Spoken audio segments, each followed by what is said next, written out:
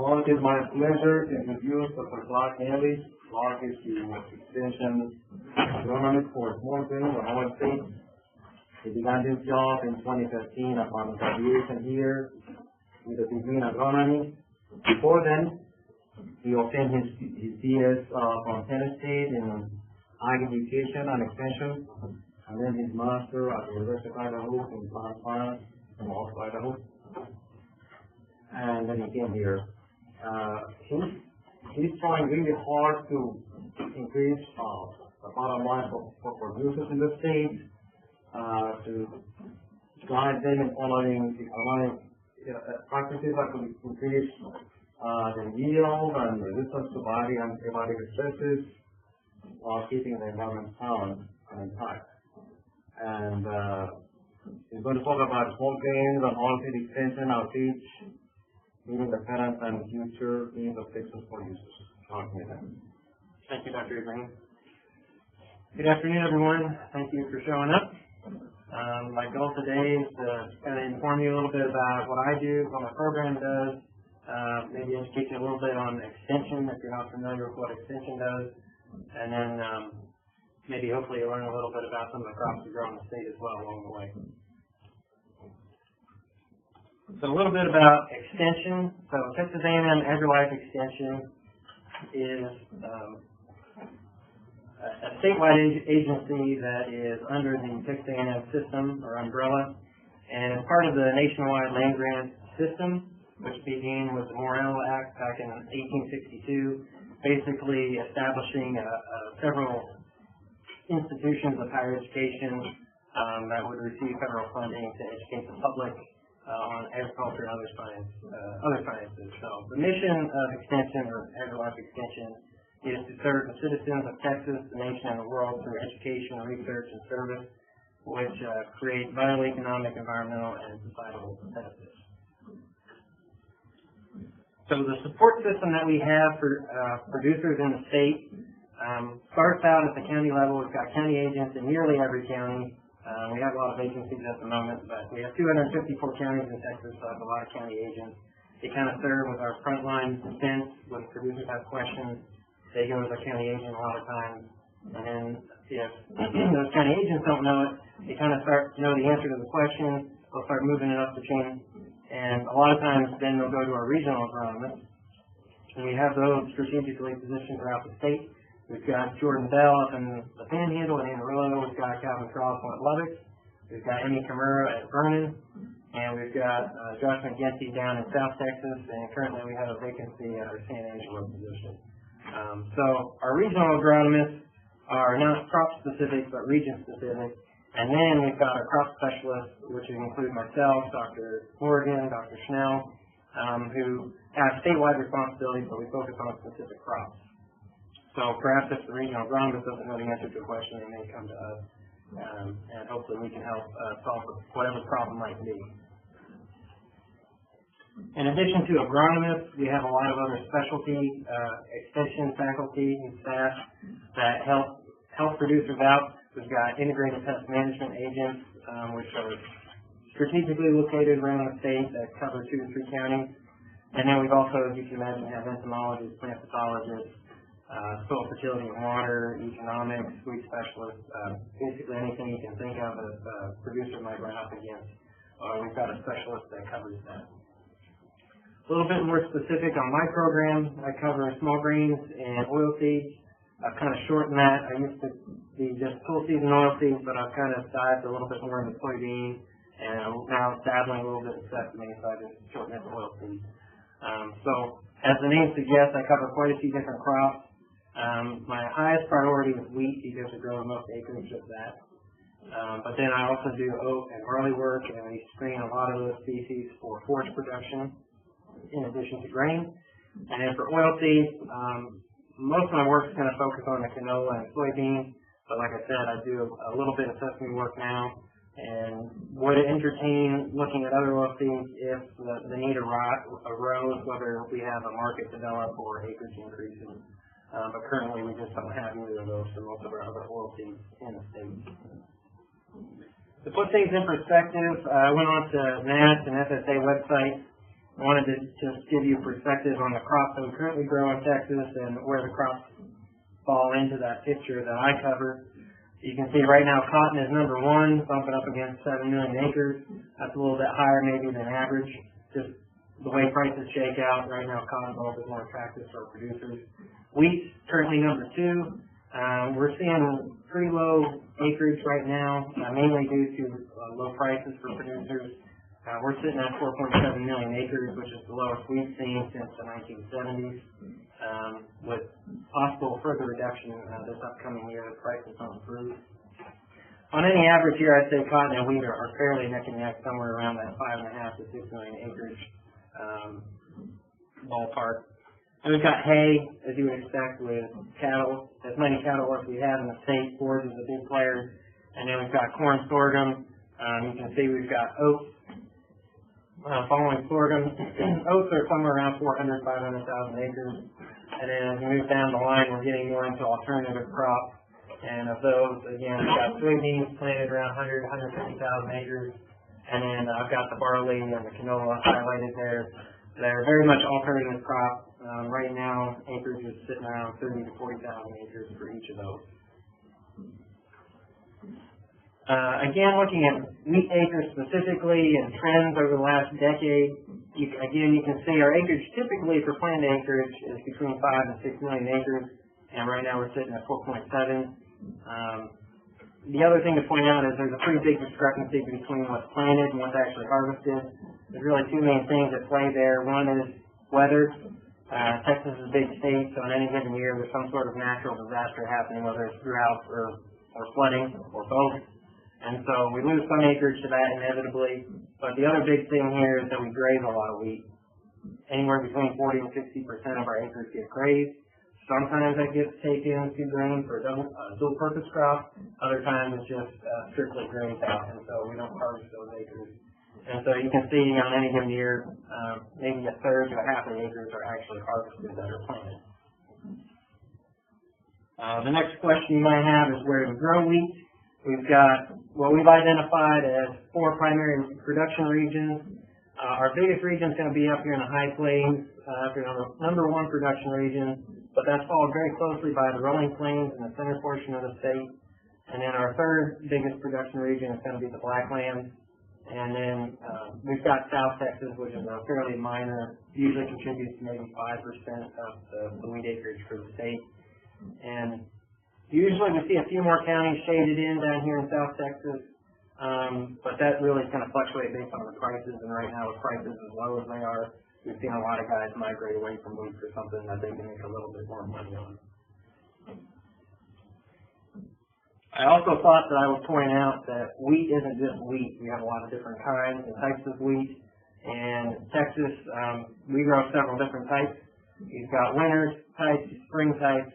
You've got hard wheat, soft wheat, white wheat, red wheat, and all different combinations. So in Texas, you can see it's dominated by these green dots, which are hard red winter wheat. That makes up maybe 90% of our acreage. So definitely our primary type that we grow.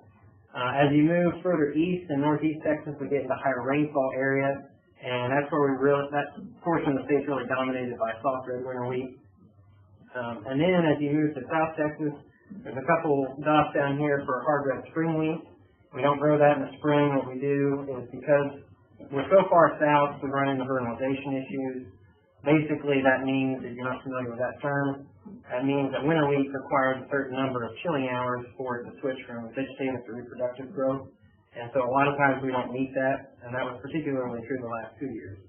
And so an alternative to winter wheat would be planting hard red spring wheat in the fall, treat it like a winter wheat, but you don't have to worry about the vernalization issues. So we grow some of that down here.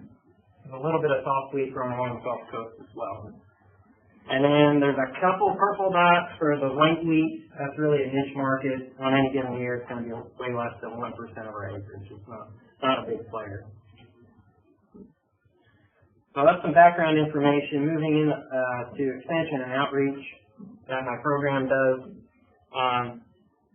Most years I'm attending over 30 events, whether it be producer meetings inside or going to field days. Such as the case in the picture in the upper right-hand corner. I also, in addition to that, I have responsibilities doing county agent trainings, writing newsletter, popular press articles, extension publications, journal publications, on occasion do individual consultations. Due to time limitations, that's a fairly small amount of my time. And then also the variety testing website, I'm the primary person responsible for overseeing the small grain section of that website. And so everything shaded in maroon are counties that I have presented in at some point in time. So I've covered most of the counties that we do major wheat production in. And then looking at applied research, so in addition to my extension responsibilities, there isn't an expectation for me to do applied research as well. And so a large portion of my time is dedicated to doing variety trials. But I also do basic agronomic trials, ranging from planting date, planting rate, fertility, crop rotation, that sort of thing. And then the third area that I do is product testing for chemical companies, testing fungicides, insecticides, herbicides, that sort of thing. So a fair amount of my time goes to those types of trials as well.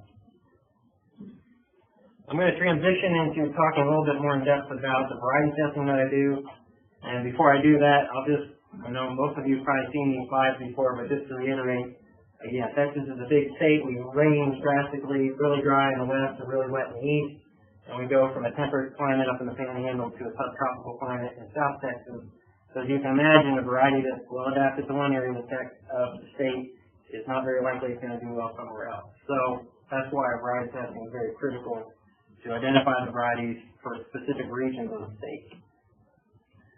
As I mentioned before, we've broken that up into the primary growing regions. We've got the high plains in the red, the rolling plains in the orange, blacklands in northeast Texas in the blue, and then all of the green South Texas. All of the yellow stars indicate where we do our hard red winter wheat testing.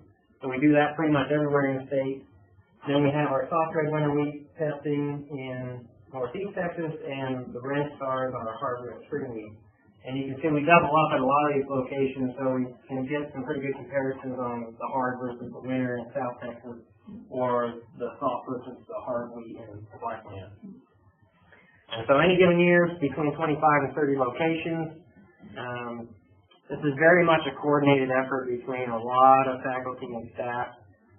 Myself, I work very closely with Dr. Ibrahim's group, planning many of the locations in Central and South Texas, but then we've got Jackie Rudd's group in the Panhandle, and George Bell, and Calvin Trossel, and even some folks from New Mexico State that do a location there in Clovis, New Mexico.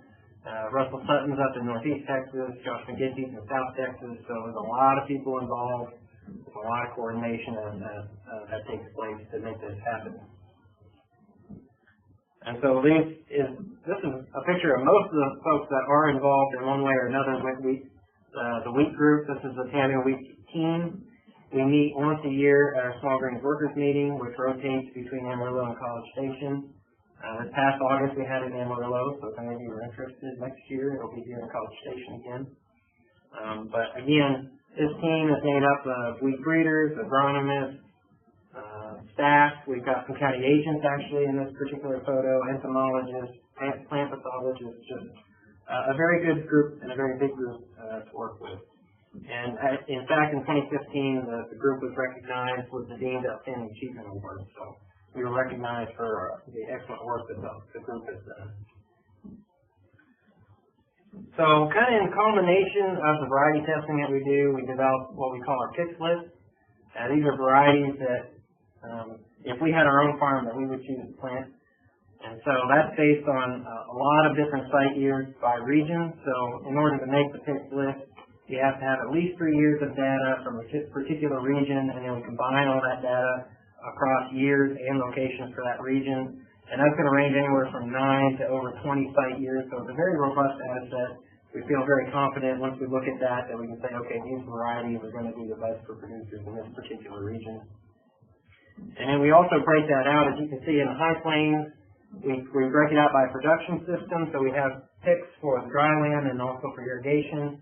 And then we also break it out by class of wheat for other portions of the state that grow multiple kinds. So the blacklands, we have hard versus soft. And South Texas, we actually have all three classes. And then finally, in addition to the fixed list, which are basically our recommendations, you know, we're not allowed to say recommendations, but we've got our watch list, and that's basically varieties we haven't tested quite as long, it's only tested a year or two, but they've shown a lot of potential that we may promote them eventually to watch list. And so that's just to kind of get producers ahead of something that's really good that's coming down the pipeline. And lastly, talking about fixed list and variety testing and extension, it's all about the numbers. We've got to prove to state legislature that we're doing our job and we're making an economic impact. So to try and put some numbers on what kind of impact this variety testing has, I've done my best to put some numbers to it. What I've done is I've taken the average yield of our fixed list from our variety trials, compared that to the average yield of all the other varieties in our trials. So you can see in the difference line, that's the average advantage of a fixed list over the common variety. And then from there, it's a simple multiplication of how many acres are planted to a variety fix. And so you can get that from the NASS survey that we do. So you multiply the yield advantage by the number of acres, and you get potential additional bushels produced. You multiply that by the price of wheat that year. And that's how I arrived at the figures down here. So the 4 years I've been in this position, from 2014 through 2017, it's ranged anywhere statewide from $6 million to $66 million per year. If you total that up over the course of 4 years, that's over 150 million acres, or $150 million. So pretty big impact. Looking at the adoption rate, I'd like to see a little bit higher, but right now statewide, roughly 22% of the acres are planted to fixed list varieties. And then all the information we generate from that is posted on the variety testing website. If you just click on the small grains tab, that's where you can find the wheat information and the oats and others. So the variety trial publications that I'm responsible for, I do one for wheat, one for oats, cool season forages, and then also in the last couple of years I started doing one for canola. And I'm hoping sometime this fall I'll come out with the first one for barley as well. In addition to variety testing, I also have some other extension publications that I've authored or co-authored. Again, those can all be found on the website. Okay, so switching gears from variety testing to disease management, disease outreach. This is one of the biggest topics that I cover in my job. We've got leaf rust, stripe rust, are two of the biggest issues that we producers see year in and year out that we try to manage for. We also have some other viral diseases and other diseases. Those typically are more of an issue in the high plains, so I don't get to work with them as consistently as I do with the rust. But just to give you an example of the impacts that these diseases can have, this was from 2015. This is from the USDA ARS Zero Disease Lab. They keep track of these numbers, but this was a really bad outbreak year for stripe rust. And you can see Texas, we estimated, had about 25% yield loss overall due to stripe rust alone, and another 4% to leaf rust. So again, this is a severe year, but it can happen. And so this is what we're here for, to help producers know that this is an issue and how we can potentially manage for it. You can see these are examples on the right. This would be an example of leaf rust, and we've got stripe rust on the right-hand side here. And again, putting some dollar figures to that, just looking at 2015, I broke it out by blacklands and then compared it statewide. Blacklands is where we typically see rust year in and year out, and you can see some just ballpark figures by making some recommendations for producers on how to control the rust, particularly with fungicides. We could save them or generate $34 million just in the blacklands alone because it was a bad rust year. Statewide, we were looking at over $89 million.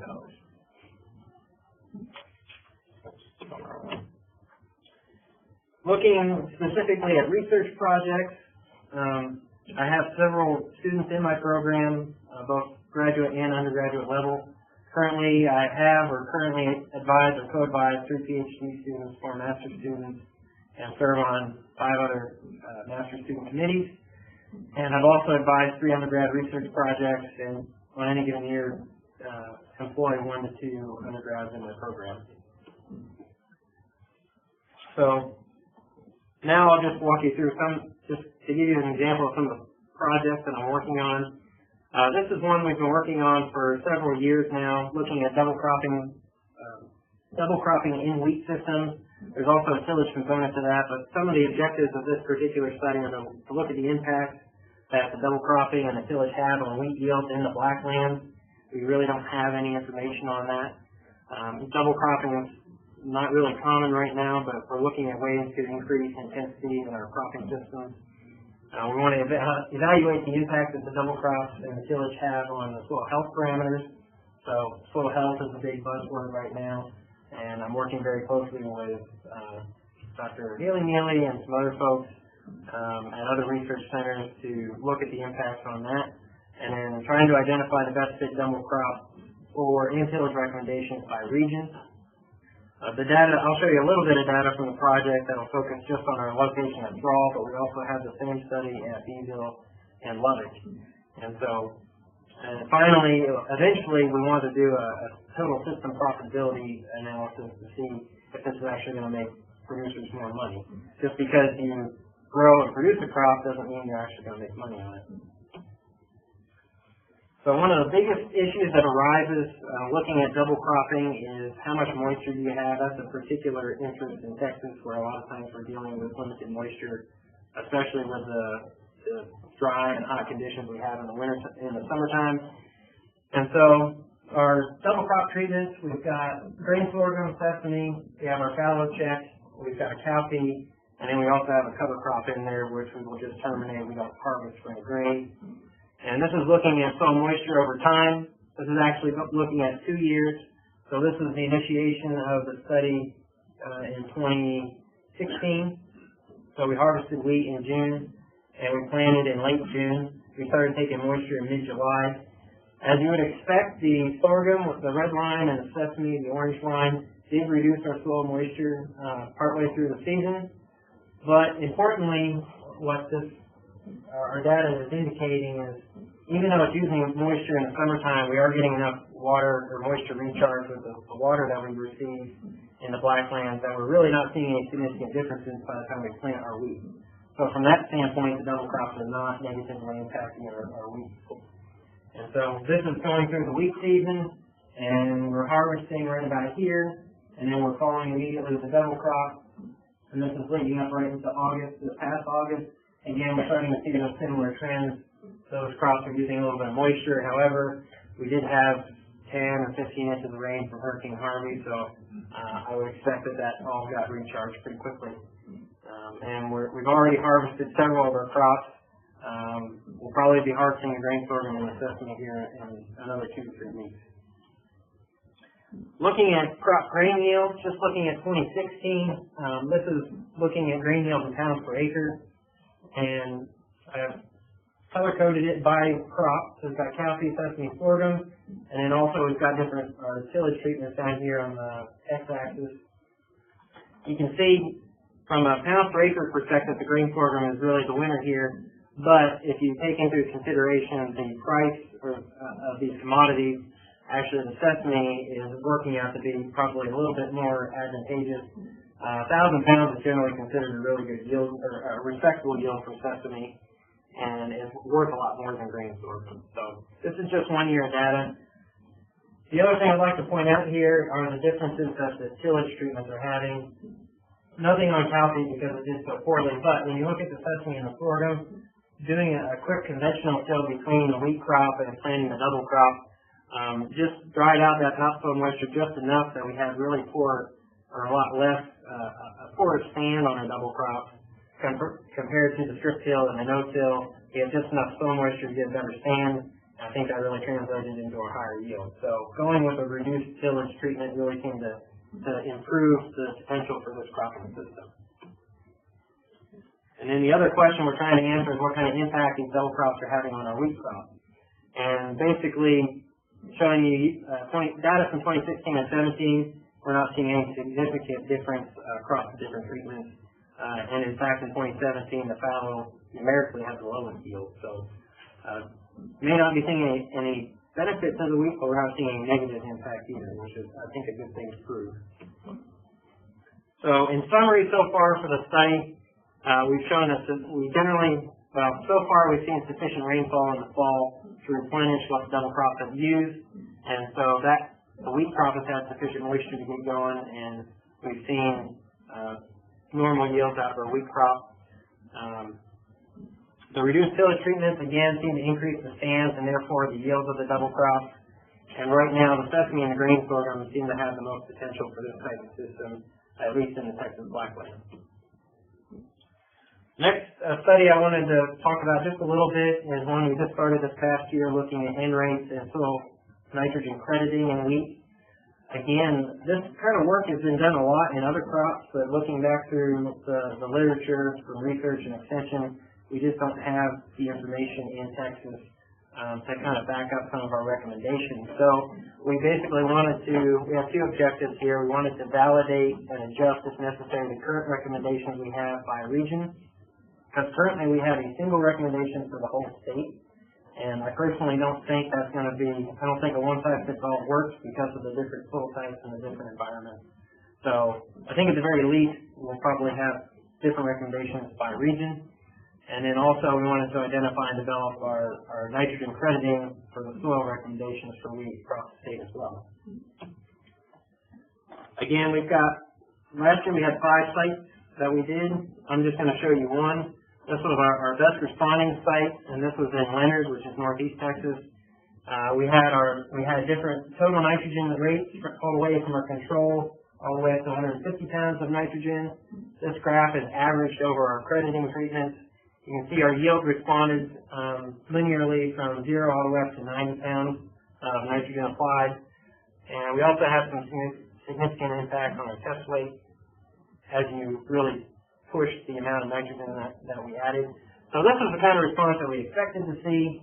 And the other thing that we were happy to see was by crediting the soil nitrogen, we were not seeing any decrease in our yield of the wheat. So this was a good thing that we didn't see any significant differences, and that means that if that holds true consistently across site years, that we can successfully credit nitrogen in the soil and save producers some money by reducing their nitrogen application. And we also are looking at the soil aspect of this, not just the wheat yield. So just one snapshot looking at soil nitrates left in the soil post-harvest.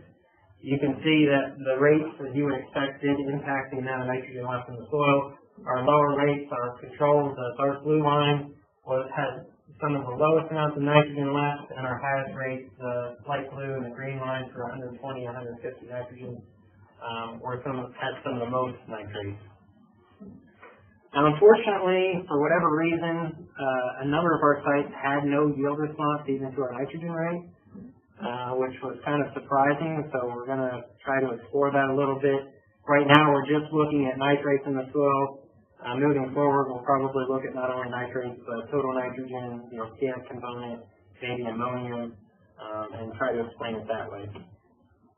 So, in summary, so far from 1 year of data, some locations, like I said, showed no nitrogen response. The one where we did see the response, we maximized yield by applying 2.5 pounds per nitrogen. Our current recommendation is 1.5. So we're looking at maybe bumping that up if that trend continues. And again, we saw no yield reduction by crediting the nitrogen that was in the soil, which is what we were trying to prove.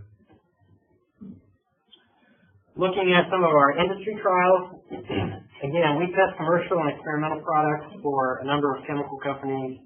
We do Syngenta, DuPont, Bayer, several others. We do trials looking at fungicides, insecticides, herbicides, and plant growth regulators. And these particular trials are really important because they're directly and immediately applicable to producers, and it's coming from an unbiased source, not coming from the chemical rep who's trying to sell products. And so we do a number of those trials. Showing you one particular trial, this is a fungicide trial that we do comparing different fungicide products. This is average across 2 years, so we included, our treatments change from year to year, but these particular treatments we included both years. And so we took an average. You can see on the disease rating, our untreated check had a leaf rush rating of 7.5 out of 9, so we had moderately high to high amounts of disease pressure. You can see these other products were between 1 and 2, so visually looking at the plant, you can tell that it was making a difference. Looking at yield, our untreated check was 27 bushels per acre. Our best performing treatment was 49, so basically doubling our yield. And then looking at cost, taking into account that some of these products cost more than others, you can factor that in and subtract that from the amount of dollars generated. And you see net return, even with wheat being so low, this is assuming wheat is only $3.86 a bushel, which is quite low. Even at that low price of wheat, we're still seeing a net return in the black for producers. So I think that's really important to show them. Looking at herbicides, this is just one trial that we've done here at the Brazos Bottom. This is looking at ryegrass control in wheat. Again, you can see we've got our untreated control here on the right. The red bar is related to yield. The blue line is related to ryegrass control from 0 to 100%. As you would expect, the control has zero control. Most of these other products did a pretty good job, around 90% or better. Looking at yield, we were increasing our yield from about 36 to 37 bushel all the way up to 46, 47 bushel. So by controlling the ryegrass, as we would expect, we increased our yield. And this was a trial taken from Jim Fort, not my own personal research, but it does a nice job showing you a nice relationship between ryegrass control and wheat yield in this particular year. So this is basically telling us for every 10% reduction in our ryegrass control, we're losing 7 bushels per acre in our wheat. So I like to show that to producers to show how important it is that you use a good product to control ryegrass. And the other thing to point out here is we also deal with resistance in some of our weeds. We did oversee the trial with a resistant biotype, and Axial XL typically is rated and does a good job on ryegrass, but as you can see, it did very poor in this study. That was because of the resistant biotype that we use. So that's another aspect that we need to talk about with producers is controlling resistant weeds. So in summary, the research provides an unbiased source of information for producers on comparing products, and there's very effective herbicides and fungicides out there that producers can use that will make them money. And then also very important, this provides a source of funding for my program, so that also plays in the state. Talking a little bit more about some of the more alternative crop work that I do variety testing not only on wheat, but also small grain forage, oats, canola, and barley. And to date, my main focus on these alternative crops has been canola and barley, as those are the two alternative crops that I see a potential emerging market. There's plenty of other alternative crops out there, but the first thing producers ask you is, well, where can I sell it once I make it? And so if you can't give them a good answer to that, they're not likely to try it. And so right now for canola, we have an oilseed crushing facility in Lubbock. And also just in this upcoming year, I've heard about some contracts coming out of Mexico. So there may actually be some canola grown in the lower Rio Grande Valley, which will be interesting to see. And then also, this will be a smaller market, but a market nonetheless for micro malt houses that are doing some contracting with Texas growers for Texas barley. Talking a little bit more in depth about that, the craft brewing and malting barley industry is really nationwide, is really taken off. You can see this information taken from the Brewers Association website. But currently Texas has 201 craft brewers, so that's a lot of breweries, and they've actually totaled it up. Total barrels of craft beer produced per year in the state is over 1.1 million barrels, and there's 31 gallons per barrel. So that's a lot of gallons of beer, and it takes, I'm trying to remember the number, it'll lose me at the moment. I think it's 50 pounds of barley to do a gallon of beer or something like that. So you start to put the numbers to it. That basically means that we could support somewhere between 17 and 31,000 acres of barley in the state if all the craft brewers got their barley from Texas. And I only expect the number of breweries to continue to increase. So I think that we'll continue to see a demand for that. These micro breweries and micro malt houses are really we're not trying to compete with the big brewers because I don't think we can produce barley as good as, say, the Pacific Northwest and North Dakota. But what they're looking for is something that's at least decent quality, that will give some sort of unique flavor, and they can label as an all Texas beer. And so that's kind of what spurred this type of research. And one particular project, we've done some variety testing with malt barley as well, but one thing that I've kind of taken under my wing and explored is trying to screen some breeding material from another state in Texas, because all of the malt barley varieties currently available have been bred and selected for in other environments, such as the Pacific Northwest. And so from what we've seen, some of them do okay down here, but we're thinking if we do some screening on more breeding material, that we can identify something that does better than what's already available. So we started out with, in this particular project, with over 800 lines, and we're getting close. I think in the next year or two we'll get it down to 1 or 2 that we may potentially release. At least that's our hope. At least we'll co-release it with Oregon State if it is a winner, in fact. So. Like I said, we need decent quality. I don't think we may get close to what they're doing in the Northwest, but we need something that's decent, that will fit the niche, that will produce a unique flavor, and that will at least yield in our environment. Again, just a snapshot for the sake of time. I can't dive into this in real in-depth, but looking at our yield from McGregor in 2017, these are all the different lines that we selected for. We really narrowed it now. We started out, like I said, with over 800 lines. We're now down to, I think we screened like 40 last year. And I'm hoping to get down to maybe 10 or 12 this coming year. But we had a very good production year at McGregor this year. Our top varieties are over 100 bushels. That's really good.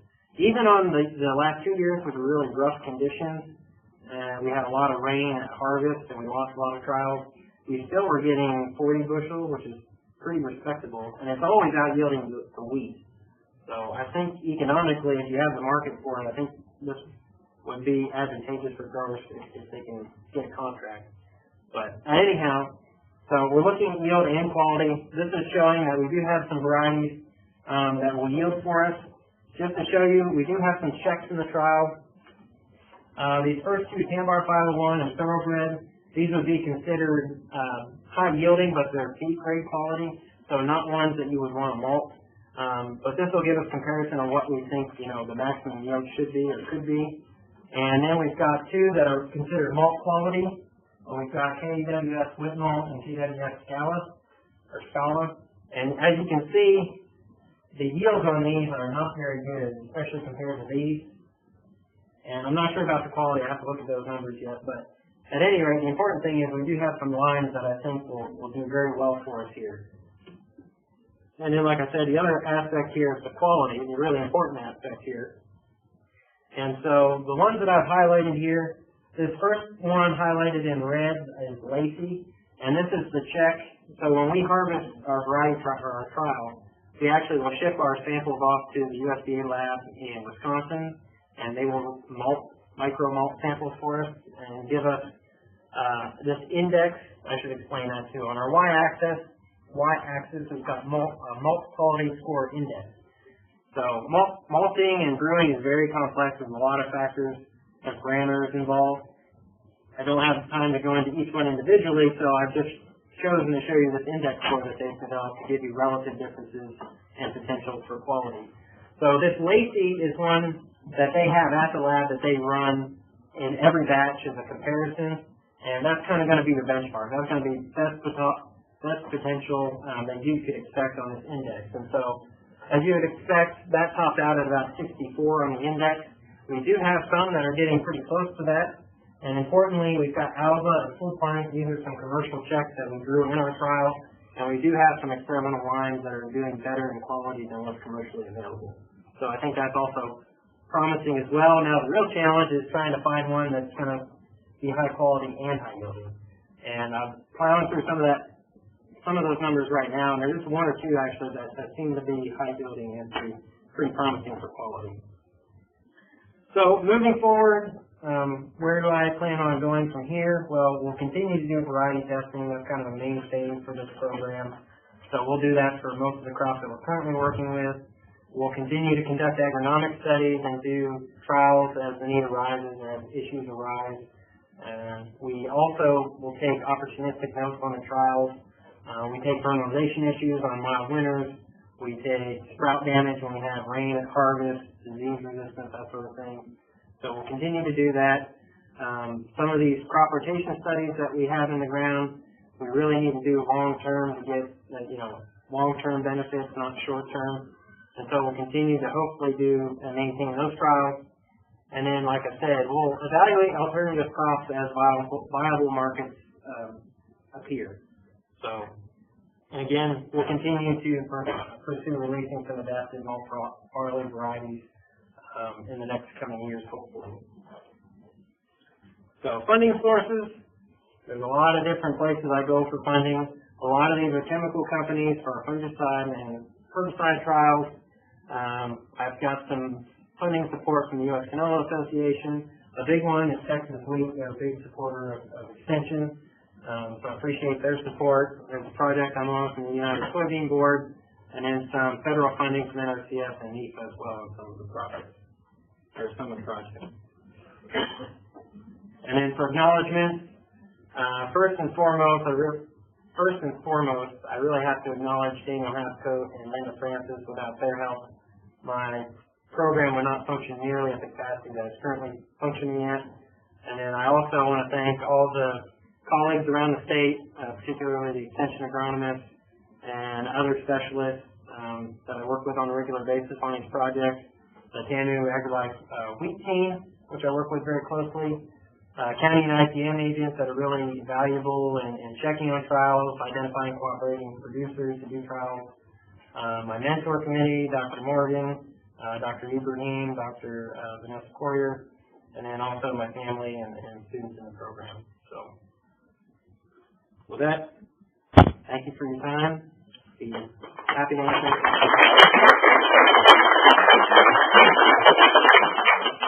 Yes. You kept saying that it's hard to compete with barley as produced in the Northwest. Is that the yield or quality? Quality. Yeah. They're a much cooler environment. Barley really thrives in cooler conditions. We just are constantly combating the heat that we have down here. And so a lot of times... Is that the mold as well, or...? Yeah, there's several factors. Generally, it'll reduce your test weight, but sometimes it can increase your beta-glucans and some other unwanted factors. Yeah, it definitely influences your enzymes. I like 60 traits that they look at in terms of quality. They have to meet all those 50. So they have been growing all what's in the cultivar. They have not been able to beat those all traits in terms of quality. So it's really very tough. Yeah. You mentioned maybe recommending an increased amount of nitrogen application in wheat. You also mentioned the soil retention of nitrogen at different levels. Can you just discuss how you weigh the environmental impact of some of those recommendations you make? Is it considered? Well, it's considered, but generally, some people might think that the two are counter, but generally my thinking is the two go hand in hand.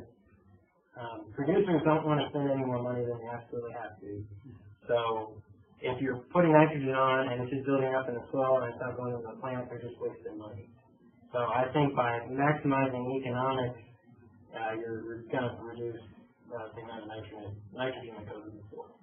Just as a corollary, does the retention of the soil directly correlate to the amount in runoff, or is there a factor of the way you apply nitrogen? I'm sure there's going to be a correlation. The more nitrogen you have, the more potential you have for loss. But that's going to depend. The actual amount that you lose depends on so many environmental factors. Soil temperature, precipitation, soil type, all comes into play. So on some of these heavier soils, once it gets down in the soil, the speed at which the water moves through the soil is so slow, you don't really lose a whole lot to leaching. Once it gets down in there, you're probably not going to lose a whole lot to runoff either.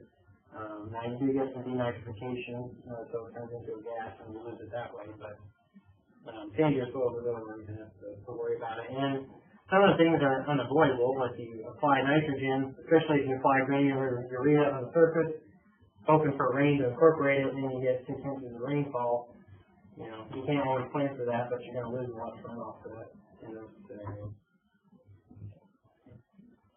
Can you estimate the adoption rate for a second nitrogen? What was that? The adoption rate? What about the adoption rate? How you estimate? Oh, well, so like I mentioned, we do the variety survey every year through NAB. So we do keep track of acreage by variety for the state on a percentage basis.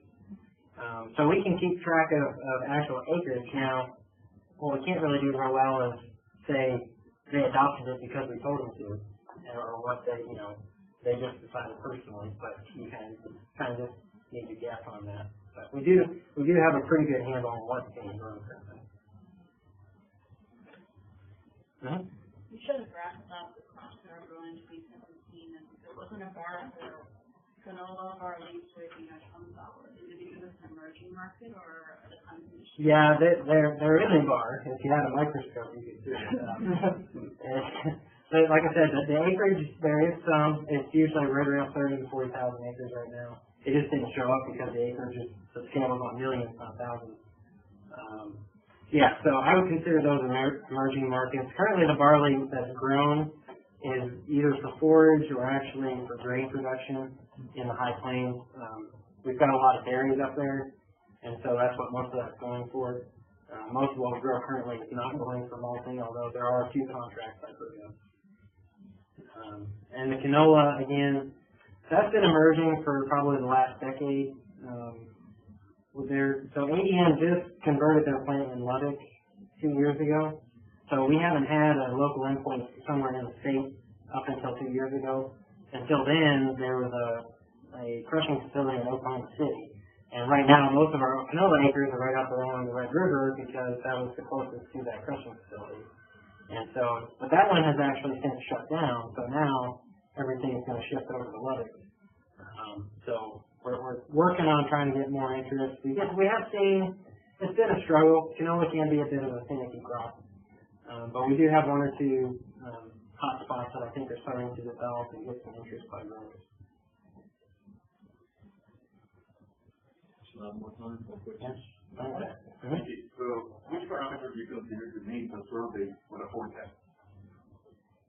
Surveys for the forecast? Yeah. How do you make the survey, or how do you measure that forecast? How do you make a forecast for the prediction of yield or anything like in the area? Because I don't know if it's kind of Like a Mix of the survey. Yeah. Mix of the survey. Yeah. So, which type of parameters do you use to make the survey or to make the analysis or the prediction?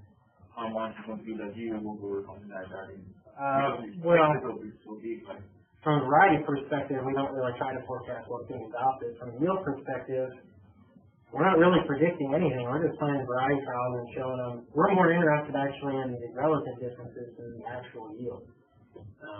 We want to say that this one's consistently better than variety B. If producers want yield potential, they'll just go onto our historical variety trials and they'll look what's the average yield in a trial at this location over the last 4 or 5 years. So they can get a historical perspective on yield potential. We're not really trying to predict, what their yield's going to be. We can maybe predict that this variety on average is 5 or 10% higher than the average for the trial. But again, we're just showing them numbers from the past. We're not really predicting this. Sure. I mean, that's what. Yeah. You're making a recommendation based on 3 years of data. But the yield data for 3 years from multiple locations, they give you predictive confidence that it will be the best next year. Yeah. We're not crop modeling, so that's not. Yes. You mentioned that only 50% area of wheat is harvested planted. So how do farmers make money out of it? Because planting is not very invest a lot of money, seed and fertilizer and everything, and if they don't harvest, So So for the producers that lose it to natural disaster, they're going to get to collect their insurance, hopefully. And then for the other folks that are grazing it, they're going to get their cost recovery by the cattle that they graze on it. So those are the two factors that really explain why we only harvest about half of the acres that we plant. One more. Mhm. Crops like cotton and soybean and corn, the private companies are involved heavily with the farmers. How do you interact with them, their agents, their people who come to the farmers? I mean, a lot of times they're at these meetings. That's a very interesting question. I think a lot of extension faculty deal with. It can get a little hairy sometimes. A lot of times they have booths at some of these field days, and they're trying to promote their products. And that sometimes it's nice because their products line up with what we're recommending, and sometimes it doesn't. So you just say what you think is correct, and if they have some sort of conflict or disagree, you'll be like, well, show me the data that proves otherwise, and I'll show them the data that we're using if they really wanted to. I fortunately have not run into too much of that. So my question was, do they also conduct their own demonstrations independent of you? They can in some cases. I know Westbred, for example, they kind of have a pretty big field day out in the southern rolling plains. I'm sure, I think Syngenta or AgriPro used to have a big one out there on Vernon. Now that's no longer AgriPro, it's Northern Seeds, but they do feature together. But yeah, short answer, they do have some of their own field days and outreach.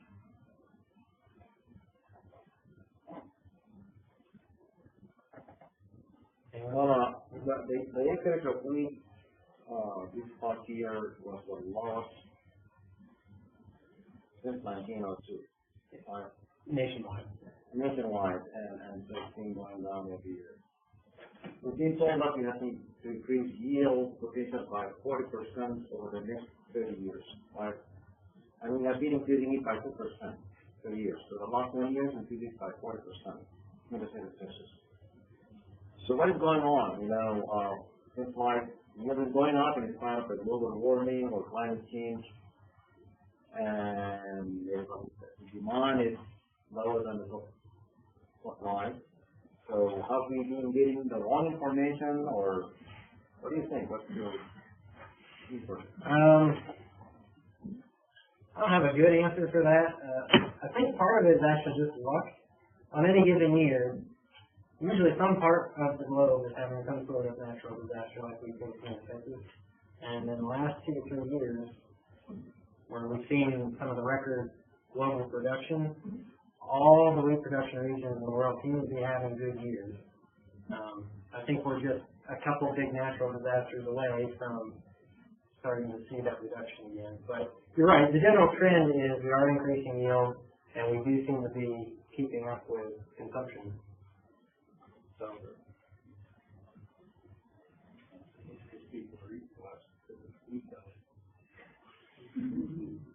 I'm not sure if they're reading out other parts of the world. That was a question. Yeah. Oh, that is, okay. I don't have a good answer for that. I know that influenced some folks, but I think it was a fad like a lot of other things. And globally, I don't know how big an impact that book has in other parts of the world, or if that was just the U.S. issue. Good. Amir, just a little background. One of the big issues that we've dealt with is that when we had small feeding systems, surplus wheat went to livestock feed. Today, with our major feed systems, they do not convert. When the price drops to a certain point, they're still not using wheat in the feeding systems. And consequently, it's a lot slower to move through an oversupply cycle than it used to be. A few feedlots can convert, use it all in an hour and a half, but they don't convert. And from energy production point of view, it's more feasible to grow corn than using tomatoes, right, for that reason.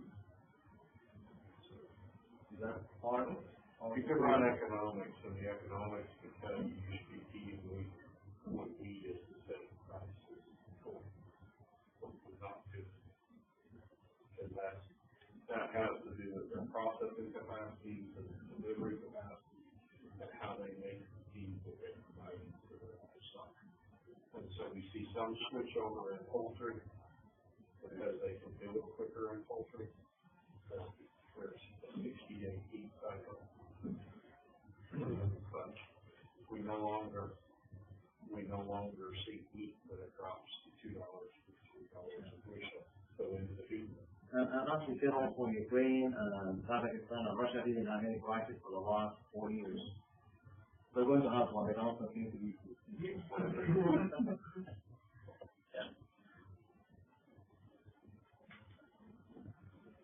Thank you. Thank you.